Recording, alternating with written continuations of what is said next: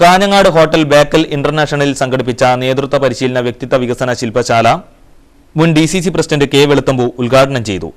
ഈ ഗവൺമെന്റ് അധികാരത്തിൽ വന്ന അന്ന് മുതൽ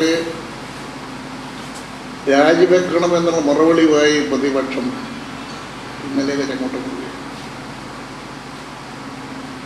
സാധാരണ ജനാധിപത്യ സമ്പ്രദായത്തിലുള്ള ഭരണത്തിൽ ഭരിക്കുന്ന കക്ഷിയും പ്രതിപക്ഷ കക്ഷിയും ഉണ്ടാകും.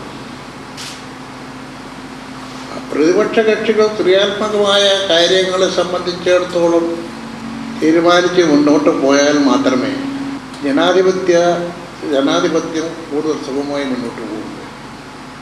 എന്തുകൊണ്ടായാലും മന്ത്രി രാജിവെച്ചു കഴിഞ്ഞാൽ രാത്രി ഗവർണർ സ്വീകരിച്ചു.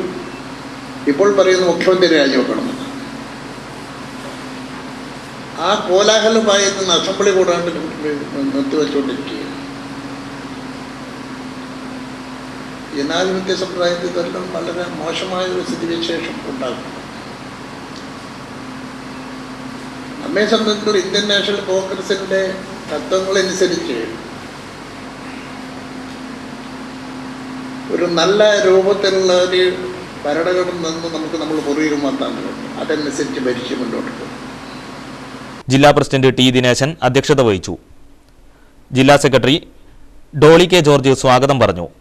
സർക്കാർ സർവീസ് സംഘടനകളുടെ സാമൂഹ്യ പ്രസക്തിയും വെല്ലുവിളികളും വിഷയത്തിൽ സി രാജൻപിള്ളയും മാനവമൈത്രിയുടെ ഇന്നലെ ഇന്ന് നാളെ വിഷയത്തിൽ അഡ്വക്കേറ്റ് ടി കെ സുധാകരനും ക്ലാസ് എടുത്തു. പി കെ രഘുനാഥ് നന്ദി പറഞ്ഞു.